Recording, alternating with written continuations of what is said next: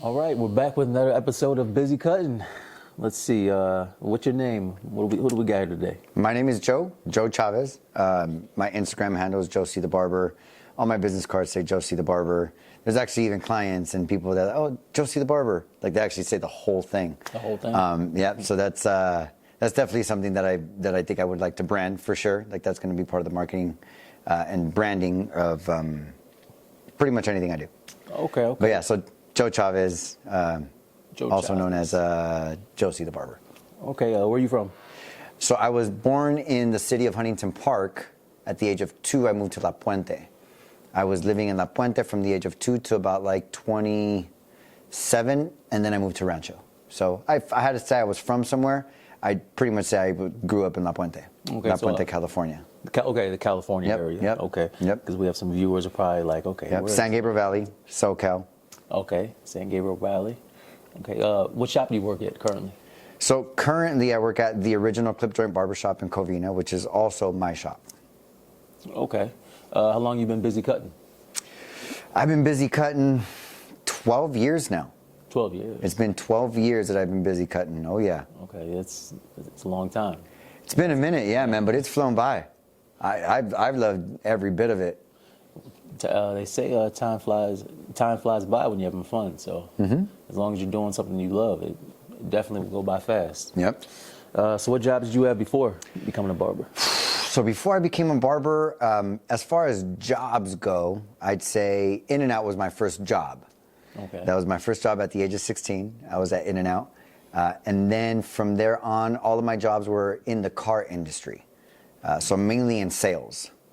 Okay, car sales. Mainly in sales. I did have a few of my own little side hustles throughout. I mean, from the time I was in second grade, pretty much all the way up, I've always had some sort of little side hustle. Mm-hmm. Some of them which I would do full time and not have a job. But jobs, In-N-Out, and car sales. Okay. Did you have any barbers or stylists in the family? I had one barber in the family. He's my uncle from my dad's side. He was, I think my dad's family came from 10 kids. My dad being the baby, he was the last one out of the 10. Mm-hmm. And I think this brother was maybe like the 7th one. So he was a little older. He was a little bit of an older uncle. I didn't relate to him too much. But I could say I probably got a haircut by him a good 10 times in my lifetime. Uh-huh. So I knew of my uncle as a barber, but I wasn't related to him as a barber, really. Did he talk you into going to barber school? Not at all. Or did you tell him that you were becoming a barber? Or? No. No? No, even once I became a barber, he lives in Mexico, so the communication just wasn't really there. Oh, okay. I see. Yeah.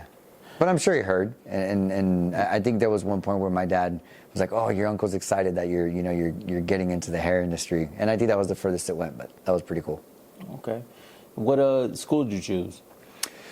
So the school that I chose was called Abram Friedman Occupational Center. It was in the city of downtown Los Angeles. It was right off the 10 freeway. You could see it when you're passing by. It's right off the freeway, and it was really more of an occupational center. They had an electrical program, they had barbering program, cosmetology, a bunch of different kinds of programs that they had within that building. It was a state-funded program. So that's where I went to barbering school. Okay. Did you know about the apprentice program? Did they mention that, or? You know what? No, I don't believe I learned about the apprentice program until I was in school. What I do recall, though, is that once I did learn about the apprentice program, it wasn't really something I was interested in. No. No. Why is that? What I've seen from the apprenticeship program is a lot of the times the barbershops that hire you want you to already be experienced. And that's really because, I mean, if you take on an actual apprentice, right, somebody who's green and just learning, like really has got, like me, I'd never picked up a pair of clippers in my life prior to going to barber school. Okay. Right? So if I went into a shop, they were going to have to hold my hand and really dedicate that time to training me and developing my skills and risking, the customers writing a bad review or things like that because I was in training. So usually what I see nowadays for the industry is that if you're an apprentice, it's usually because you've already been cutting since high school, you've been cutting your garage, you got some experience, and they don't need to babysit you. You can be just like any other barber in the shop, but as an apprentice. Okay. So you would always choose a school over the apprentice all day? Yes, again, depending on For your your situation. situation. For my situation, yeah. I didn't have the experience, and I didn't really know someone in the industry that would be willing to like take me under his wing like that. Okay. Yeah. What was your reaction to school? What was my reaction to school? Yeah, your react. Yeah. So, okay, so I guess what I get, like, what was my experience of school when I was there? Oh no, your initial reaction, like when you went for your first day, like I'm finally in barber school. I was talking about it. Now I put my foot forward. It was a little nerve-wracking, right? Like, because again, I come from sales. I come from a background of sales. I come from a background of starting my own little side businesses and just, you know, being with people and selling things and things like that. And so this was a completely different industry because this was an actual trade. Like, this was something, it was a skill, it was a service that I was offering with my hands. And so it was a completely new thing for me. So for me, I'd say it was a little bit more on the nervous side. Okay. What was the curriculum like? You remember that? The curriculum, I do remember the curriculum. I mean, I couldn't tell you exactly like what the curriculum was, but I do know that they taught us how to perm. They taught us how to shave, the different steps in shaving the face, why you go in each direction and why you follow the hair growth. Hair dye, that was something that was kind of a surprise for me. Even going into barber school, I didn't really think we were going to deal with salon type stuff. Okay, so the things that they showed you, they taught you in the book, it transitioned over to what you learned, like in the first shop you went to. Like, it was beneficial for you. I would say some of it. Some of it was definitely beneficial for me as far as being able to recognize some of the different like skin conditions that you can deal with, as far as learning the importance of disinfecting your tools, why it's important, why you spray them between cuts, all that stuff. Okay. What was it like learning women's hair? Because I know most places you have to start off learning how to do women's haircuts in school, right? Did you guys learn that? We did learn that, yes. They do teach a lot of long hair stuff. And again, like I said, they teach how to dye hair, how to bleach hair, all that stuff. For me, personally, I wasn't really interested in it. So even though I was in there and I was following the curriculum and doing the steps, it's just something I knew I didn't want to pursue. Okay. And so for me, it didn't really catch my attention much. Not even one length haircuts, just like simple. No. Just no. No. Yeah. For me, it was just it's one of those things where you just you know. Right. And I just knew I wasn't going to do women's cuts. I wasn't even interested. Okay. Yeah. What about the doll heads? What was your experience like with that? That was interesting, again, because of the same thing we're talking about right now, which is I just wanted to cut short men's hair. And so on a doll head, you do one fade and that's it. It's wrapped. The doll head's gone. Oh, yeah. Right? It's not like when you're practicing long hair, because you can maybe do some layers, a straight cut. You could do many different things. So for me, my experience with the doll head was not much. So did you think that you were going to have clients who had straight hair, men? Like long straight hair? No, I didn't. And I knew, again, I think just knowing that I wasn't going to really do long hair, I didn't really consider it much, right? Like if a client came in with long hair, I still do it. I just did it last week where a client came in and he had one of those like, maybe I'm chopping this up, but that BTS group, it's like a Korean pop group. Cool. Yeah. Like he had like one of those really long kind of like textured like hairstyles that was all crazy. And I know we have a barber named Tim in the shop that he's really good at that stuff. Dude sat in my chair, showed me a picture. I was like, hey, you know what? I'd rather just be honest with you. I'm almost certain I can get this haircut done because I think my skills are at a point where I can still do them, but it's gonna take me a while. Yeah. And it's gonna take some effort, right, for me to do it. And I didn't want to, I don't like to experiment on it, being that it's not something I'm trying to do anyway. So I'll just pass them on to somebody who knows to do it. I have no problem with that. Okay, that's respectable. Yeah. Oh yeah. What about your first haircut? Were you nervous in barber school? Oh, yeah. First haircut in barber school took me like an hour and 30 minutes. It was like a 2 on top. That's right, like skin fade or something, right? But I was trying to get it perfect, right? Like I was, detail here, go a little higher now, shit. So I used the shaver and everything, and of course I made that really hard line that you make with the shaver when you don't use it carefully, right? So I fucking spent 20 minutes trying to take that first line out. So yeah, it was definitely not pretty. Did you tell them it was your first haircut in Yes. school? Oh. Yeah. They give you a nice tip? Huh? They give you a nice tip? No. But the guy was happy as hell though. Like the guy, because I mean it's in downtown LA, so a lot of people that we got in there were really low income. Okay. Right, because it's literally right in the heart of downtown. Okay. So people when they go in there to get a free cut, it's because they needed a free cut. But the dude walked out happy as hell. Fortunately, I've always been blessed with being able to interact with people in a certain way, and you know the cut was a little choppy, but his spirits were high. It was doable. It was passable. Yeah.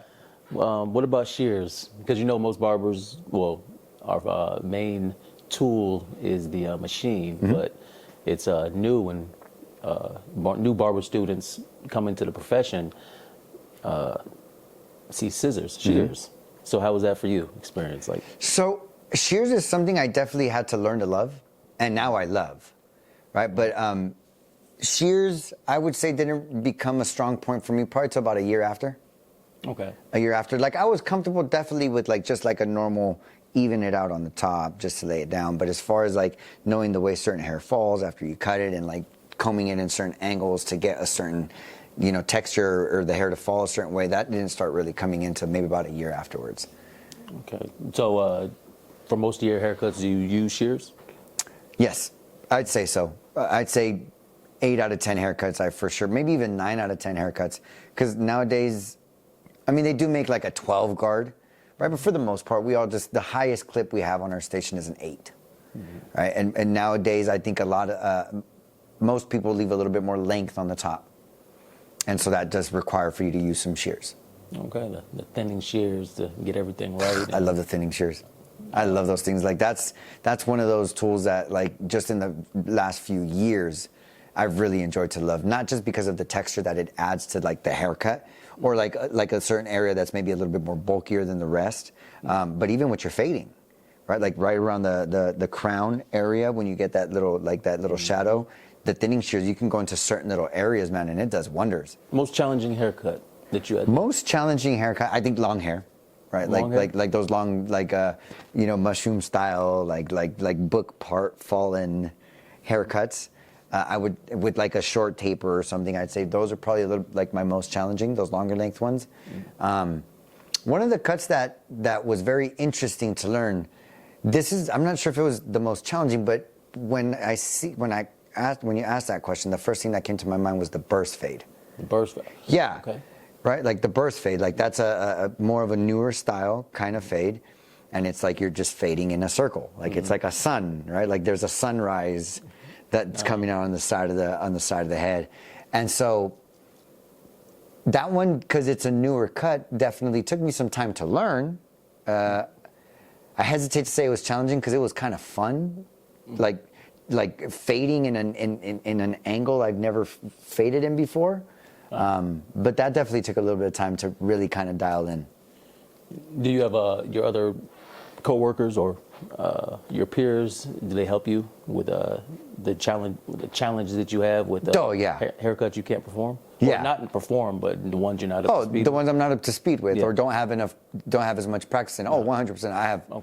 I have no shame in going up to somebody and being like, hey, how do you do this? Or like, I seen you do this the other day. Can you kind of show me how you did that? I believe that in this industry, it's ever evolving, and you're always practicing. Did you ever feel like giving up in barber school?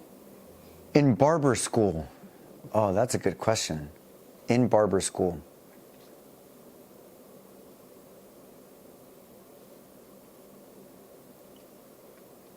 no, I don't believe so. Not in barber school. I was trying to think if maybe the commute ever got in the way, because I lived in La Puente at the time. But no, I had a motorcycle for, I'd say, like a third, like for about 2/3 of the time that I went to school. So that was pretty easy. No, I don't think I ever felt like giving up. If anything, I think I was so eager.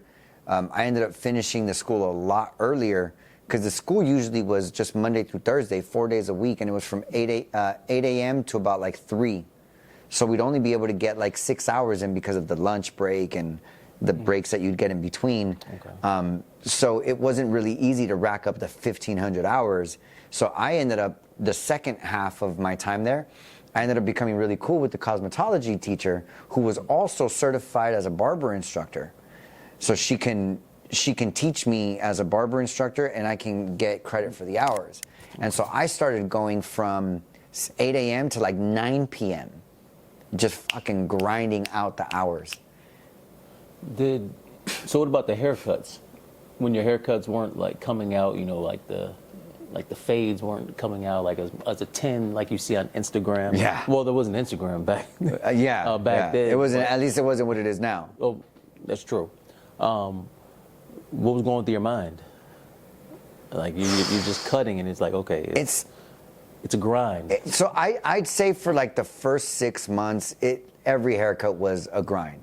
Mm-hmm. Like going into every haircut, you had to kind of psych yourself into it, right? Like fuck it, like I'm just gonna go for it, right? Because you just knew you weren't at that level. Like you knew that you were probably gonna like leave this dude a little bit chopped up. And I would say the first 6 months, I wasn't very comfortable either with asking for help. Like that's something I definitely needed to have a breakthrough in at some point. And I think at some point I did. And I just started having no problem asking for help. And so the cool thing was I was able to make friends with all of the barbers that were super dope, right? Like they were only there to get their license, but they'd been cutting for 10 years already, right? So I became friends with all of those guys. And one, I was learning a lot from them. Two, I started getting real comfortable telling clients, like, hey, I just want you to know that no matter how your haircut comes out when I do it, I'm going to get that guy to come over when I'm done and check it out and make sure that you walk out of here with a nice, fresh fade. And so clients, the clients would then be like, oh, then fucking do whatever the hell you want. If you're telling me he's going to have me walk out of here good, then go for it. And that kind of started making not only them more comfortable, but even me more comfortable knowing that I could do whatever and that like the customer was still going to walk out with a good service. Okay, so overall it was a good experience? I'd say overall it was a good experience. Did it have challenges? 100%. Right? Like 1,500 hours, that was no joke, right? And you got to go full time. So, I mean, your income, that's a whole nother section. I actually got through barber school doing yard selling. Yard selling? Yard selling. I didn't have a job during barber school. I would just work on the weekends yard selling, sell shit during the week on Craigslist and eBay, and that's how I got through barber school. Man. Yeah, I mean, if you think about it, Monday through Thursday, even if all you're doing is going 8 a.m. to 3, then you still got to go and get even a part-time job, 6 hours a day, 5 hours a day. That's your whole day. You get to your next job at 4, you work till 9, you get home, you eat, you shower, you're only sleeping another 6 hours max, and that's if you fall asleep right away. And so having a job during barber school is a challenge. And so fortunately for me, I was able to figure out a way to create a separate income doing it on the weekends and selling online. Yeah. So did barber school prepare you for the state board? I would say so. I mean, all the materials we need were there, and all the studying that we did was there. I think one of the things that happens a lot in barber school is that we do learn throughout the process, and there are things that you do get, and it's really not to like the last 2-3 weeks before you're about to take your test that you're like hitting the book, and you're practicing, and you're in there and you're trying to get clients because you want to make sure like you got the shaving strokes down. Because back then when I did state board, we had to bring in our own client. And we had to do a shave on a live person and a taper on a live person. And everything had the parting the top of the hair. All that had to be done on a live person. And then we went in to go take the written. So how was your experience in that? That experience, it nerve-wracking as shit. It was nerve-wracking as hell. What was the written part like?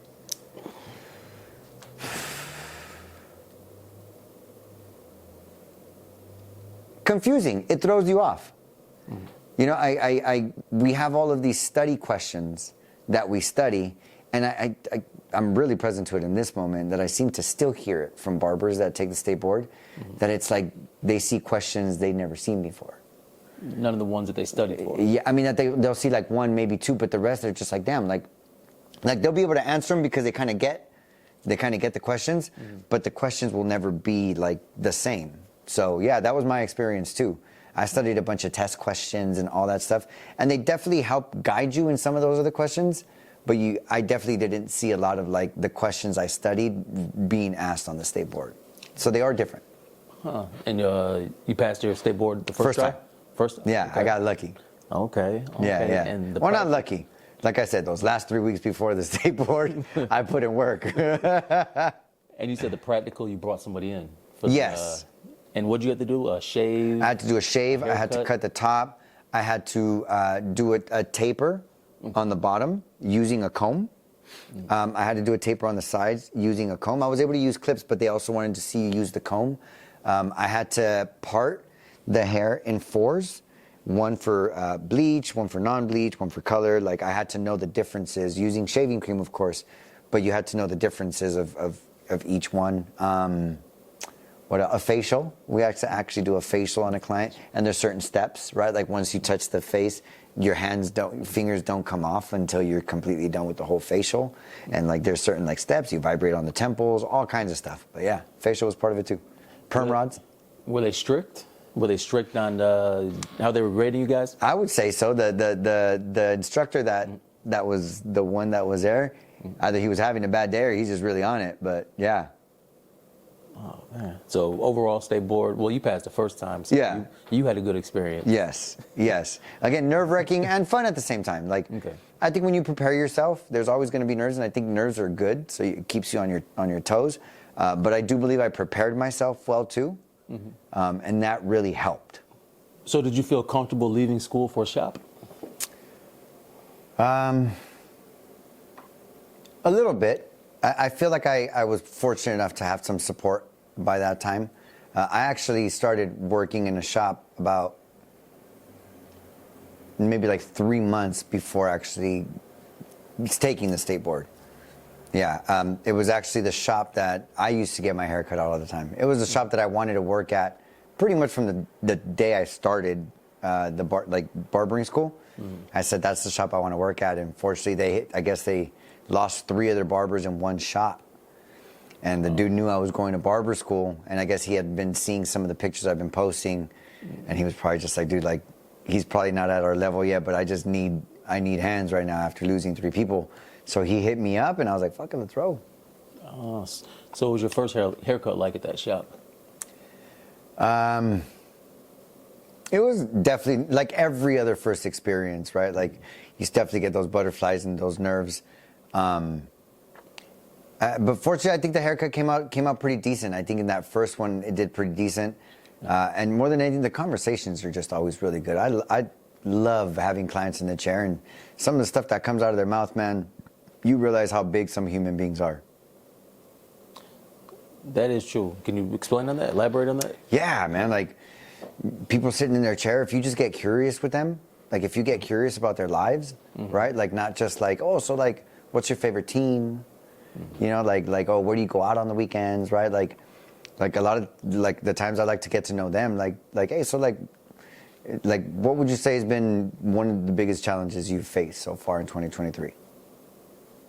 Right? Or like another question, like, hey, like, what would you say is something like exciting that you're looking forward to in your life? And dude, like, you get some people that are up to some big things, and you're just like, damn, this dude's got a life, man. And I just think people interacting with you and you actually getting curious and them like sharing with you, you should see some of these people light up telling you their plans or telling you what they've been challenged by or what like they're most excited for that's coming up. It's motivating. Yeah. So I know you had your first experience 3 months prior to getting your license. So what was your first experience like licensed as a barber? Did you feel a sense of accomplishment? Yeah. Oh, yeah. Hell yeah. 1,500 hours, man. And I'm telling you, the second half of school, I fucking cranked it. I was on my motorcycle, 7 a.m., right, from La Puente to downtown L.A., getting there from 8. It's like I could go home right? So I was there from 8 a.m. to 9 p.m. almost every day, Monday through Thursday. You were happy. Yeah, I had from 3 p.m. to 5 p.m. I had dead space. I think like the last month, the cosmetology teacher started giving me credit for those 2 hours, but I technically couldn't. My hours were from 8 a.m. to 3 for the barbering part, but with the hour, with the lunch break and all that, and then the cosmetology class didn't start till 5, and so technically I was only getting credit from 5 to 9, and so from 3 to 5, those 2 hours, I would go eat, I would hang out, do something in the downtown area, and then go and get credit for those other 4 hours afterwards. Okay. What's your approach to a haircut? My approach to a haircut, like, are you saying like to a first-time haircut? No, if a client sat in your chair and they went over what they wanted you to perform, do you start from the back, the left side, the right, the top?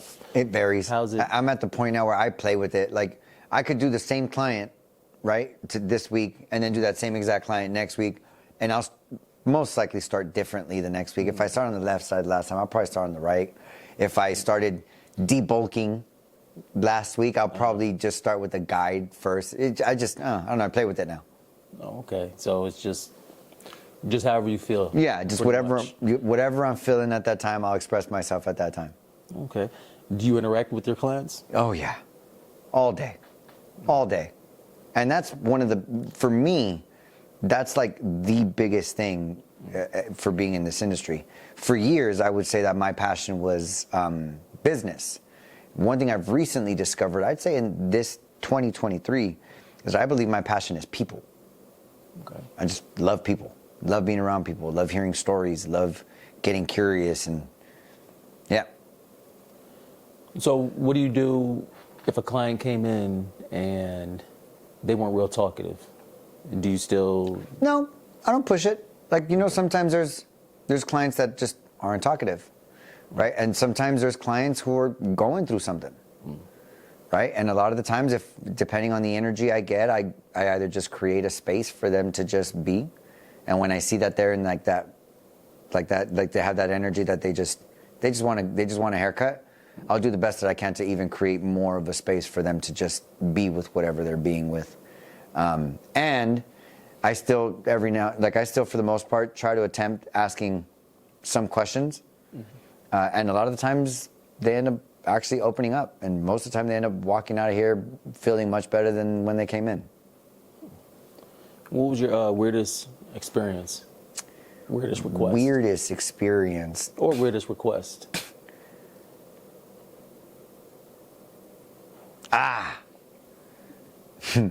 To cut a dead person's hair.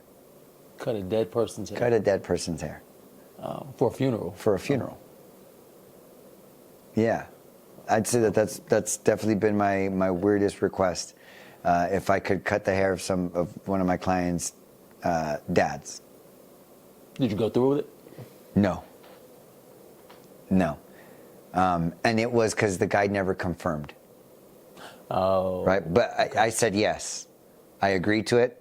And I said 100% I'm there, because that was a very special moment. It definitely was an interesting request, and I can't sit here and tell you like I was like fucking ready to go for it, right? Yeah. But it was one of those things where I was like, man, it's this dude's pops. So I'm in. Like, let's go. And then the guy just never like confirmed. So I think the guy, they just didn't end up cutting his hair or something like that. But I've only been asked that once, and that was definitely probably the most interesting request I've had. I never heard that one. Yeah. Never heard that one. Any other ones? Any other ones? Or is that the... I mean, that's definitely got to be one that takes the that one. I don't think the icing can on top it. that one. Yeah. But other than that, no, I don't think I've had any like really like weird or off requests. Okay. How is it working with the other barbers? You sense any competition? Oh yeah. Friendly competition, or For the most part, right? For the most part, it's friendly competition. Me, I don't see myself like this as much anymore. And if I am, maybe the energy is directed differently. But before, especially back then when I started, I was that type of person. Like if you and I were eating lunch and we got up to go to the restroom, I'd beat you to the restroom, right? Like you weren't getting there first, right? Like that was just me. And so I honestly think that motive, like that competition kind of thing that I had in me, is really what had me succeed in the industry. Because the shop that I went into, they were fucking monsters at that shop, right? Like they were good. Like there was some talent in that shop. And so having that like competitive juice in me, like I just wanted to be at that level. And so I was constantly working on my customer service, which for me was always key. I feel like it was who I was being and my customer service that really built my clientele, my consistency. That was one thing, and that still is something that I see is a missing in the industry, which is consistency. That you're there from this time to this time on this day. Your clients know you're there. I used to be the first one to get in and the last one to leave. So what was the walk-in process like? The walk-in process back then was just they'd come in. Actually, back when I first started, we just had to keep track. Like, and that was actually one of the things that I was really good at, which was like people would walk in, hey, how's it going? Like I'd say hi, and I'd be really good at keeping. Oh, who's next? That guy's next. Oh, that guy got here after him. He got here right before, and it was just like that until eventually we got like the sign-in sheet. You come in and you sign in on a sheet, and then you take turns with barbers, right? Like if I got there first and I haven't had a client yet, then I got, in a sense, dibs on the first walk-in, right? And if you're much faster than I am, then you got the upper hand, because if you do 2 haircuts in an hour and I only do 1, then you're going to take more walk-ins than me. And so that was the walk-in process then. And there was definitely competition within barbers. Every now and then you'd get like the nah, I'm next, or like, nah, I've only done 2 cuts today. It's not my fault. In barbershops you talk shit, right? Like at least back in the day we definitely would. So it'd be like, nah, like, it's not my fault you cut so slow. But nothing serious though. With Nothing real serious. Hot, like nothing. Nah, nothing serious. It's always pretty friendly in the barbershops, and guys already know if you can't take it, don't dish it. That's true. But definitely the competition was used as motivation for me. Okay. Walk-ins versus appointments. Which one do you prefer? I love appointments. Appointments? Yeah, I love appointments. Overall, you get to know what your workday is going to look like first, right? Yes, you have to deal with cancellations. How do you deal with cancellations? So with cancellations, we have a 2-hour cancellation policy. If they cancel within that policy, we'll put notes, because we use Squire. So we put notes in their profile saying that they had a no-show or they had a cancellation within the policy, and that they were already communicated that on the next one, there's going to be a 50% fee. And so if you no-show or cancel or reschedule within the policy, we charge you 50% of whatever your service was going to be. So if your service was $40, we charge you $20. Okay. Do you get a lot of cancellations? You have to deal with those a lot, or? You do. I wouldn't say a lot. So if you look at the number of shows, Okay. people who actually come in, sit in your chair, get a service, compared to the number of no-shows or the number of cancellations, it's astronomically different. Okay. Like there's no comparison, right? Like you'll do 100 haircuts. Let's just say you do 100 haircuts in a week, right? Like you're probably gonna have 3 no-shows max if you had like a bad week, right? And then like 3 cancellations. But I mean, 6%, it's not that bad. And if you learn how to maneuver your schedule, like if you already know you might get a cancellation, maybe you don't want to take a 30-minute lunch, right? And then when they cancel on you, you take advantage of that cancellation, then you go to lunch, right? Like there's certain things you could do, but it doesn't matter what industry you're in. If you're working off of appointments, cancellations, no-shows, and reschedules are just part of the game. Do you squeeze people in before appointments? What's that? Do you squeeze people in before appointments? I try not to, because then I think I try not to do anything that would put me at risk of getting too backed up on my clients. Price setting. Okay. You don't have to say your price, but was it hard to find your haircut worth starting up? I'd say so. So what was your starting point? My starting price was $13. $13. Basic haircut. Fade or just? Fade, like whatever haircut. Yeah, this was back in like 2012. Okay. I think we were like at 13 or $15 for our haircuts. Yeah, that's what we started at when I was at the shop that I started at. So do you feel that your haircuts were worth $13 or more or less? More. Okay. At some point. I mean, when I first started, I was happy to get anything for the haircut. So I would have paid you to let me practice on you. Like that's just the way that I was. So I was happy to get anything. But eventually, you know, your skills do get to a certain point, and I think it just depends on supply and demand too. Once you start seeing that you're becoming that very busy barber, then you want to be able to start charging more. But if you're working for a shop, sometimes that's a little difficult because, you know, you got to go based off the shop price, unless you're booth rent. Did you lose any clientele when you boosted your prices? You do. I did, and most people do. And if you do the math, it just adds up. If you raise your prices 10%, you can afford to lose 10% of your clients. Did you see any of the clients you lost come in with other barbers who had lower rates? So in the same shop? I've never worked at a barber shop where the rate for a haircut was different per barber. Okay. Okay. Yep. Can you elaborate? What's your view on that? I'm sure they have some shops where, you know, some are on booth rental. Yes, I've never worked at a booth rental shop. Okay, just commission. Just commission. Okay. All right, actually, we'll get that later. Oh, yeah. In the interview. Your moneymaker haircut. What's your go-to? Moneymaker haircut, just fades, just skin fade, 0 fade, 1 fade. Those are I mean, you get them all day. I've had a ton of practice on them. Most barbers have. So you're comfortable with them. You do them with your eyes closed, right? Like so moneymakers are just fades. Fades all day. What equipment do you use? With some of the clippers you have? Yeah, so I use the Wall 5-star, and the Gentleman Republic Essence clippers. They're both wireless. All of my machines are wireless now. But as far as clippers goes, it's the Wall 5-star Magic Clip and the Gentleman Republic Essence clipper. For my liners, I use the Gentleman Republic liners. Favorite liners so far. And then for my shaver, I use the Andis shaver. Okay. And for my shears, I use the Gentleman Republic shears. Gentleman Republic shears and thinning shears. And for my razor handle, I also use the Gentleman Republic razor handle. Okay. And you said you're cordless, right? Cordless, all everything, cordless. Yeah. So why not wired? Because you know wired provides power. I know a lot of barbers still like some wired, like for their heavy hitters, you know, getting all the bulk off. So, yeah.